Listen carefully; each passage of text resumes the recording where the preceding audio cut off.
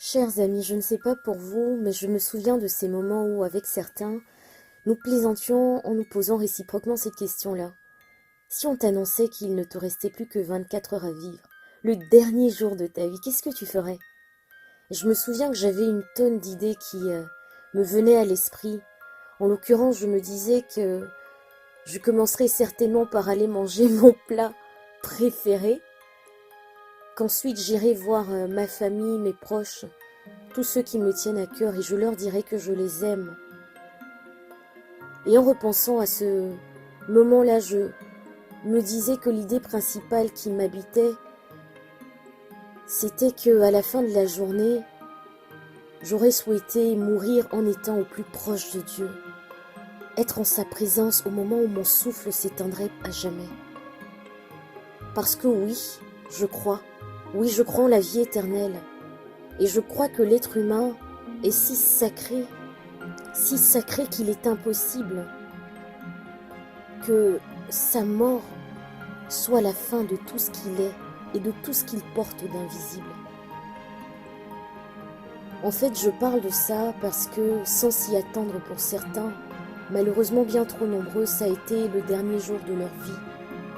Ce dernier jour qu'ils n'ont pas pu exploiter comme ils auraient certainement voulu s'ils en avaient eu le choix. Ils sont partis dans la douleur. Ils sont partis bien trop vite. Et c'est une grande tristesse.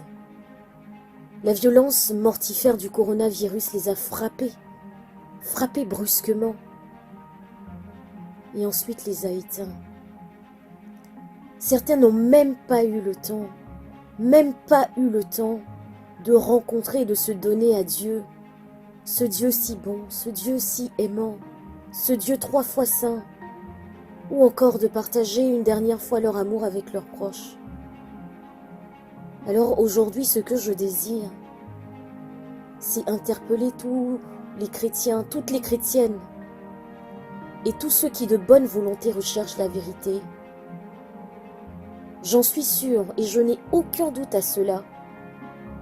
Ceux qui cherchent la vérité, s'ils la cherchent de bon cœur et de bonne volonté, ils la trouveront en la personne du même nom, qui est Jésus-Christ de Nazareth. Vous voyez, nous sommes censés être ce que notre nom chrétien dit que nous sommes, c'est-à-dire de petits Christ.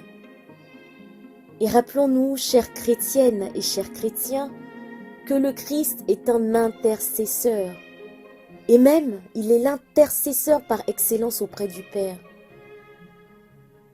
Aujourd'hui, voyons, nous sommes presque tous, chrétiens comme non chrétiens, confinés dans nos maisons.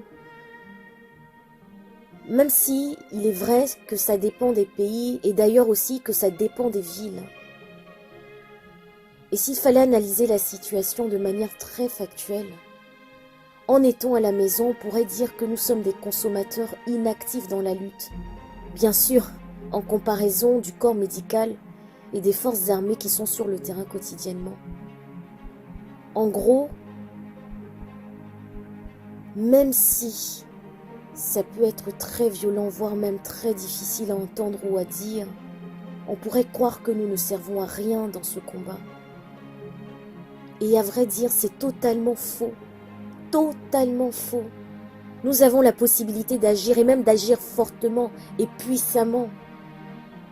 Nous pouvons prendre la posture de la victoire, c'est-à-dire celle de l'intercesseur. Et pour moi, la posture de la victoire, la posture de l'intercesseur, c'est celle que l'on a quand on est à genoux, le cœur suppliant devant le Seigneur, pour qu'il agisse face à une situation. Chrétien, chrétienne, si tu le fais déjà, bravo, continue, intensifie tes prières. Sinon, il n'est pas trop tard. Tu peux toujours te lever, tu peux toujours prendre ta place, tu peux toujours rentrer dans les rangs. Tu peux toujours combattre. Alors jeûnons et prions.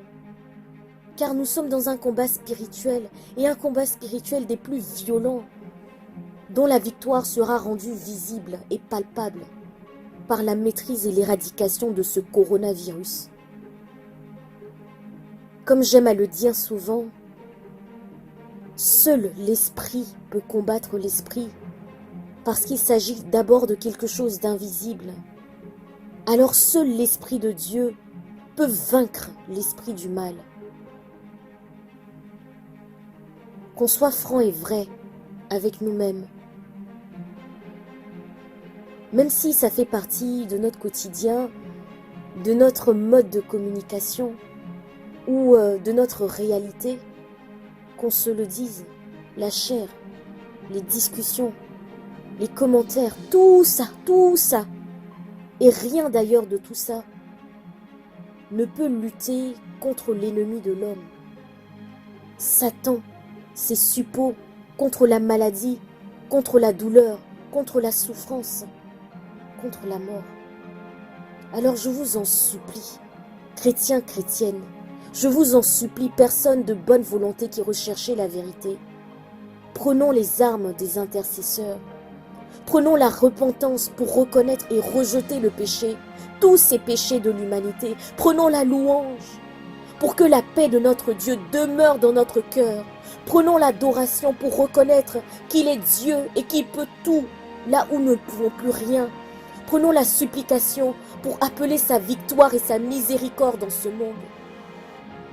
Et pour ceux qui prient en langue, priez dans l'Esprit Saint, afin que l'ennemi soit ralenti dans sa progression, qu'il perde du terrain, qu'il soit vaincu, lié, traîné dans le cortège triomphal du Christ, notre Seigneur et notre Dieu. S'il vous plaît, souvenons-nous qu'en repartant le Christ nous a laissé ce monde. À chacun, il a confié un frère, il a confié une sœur.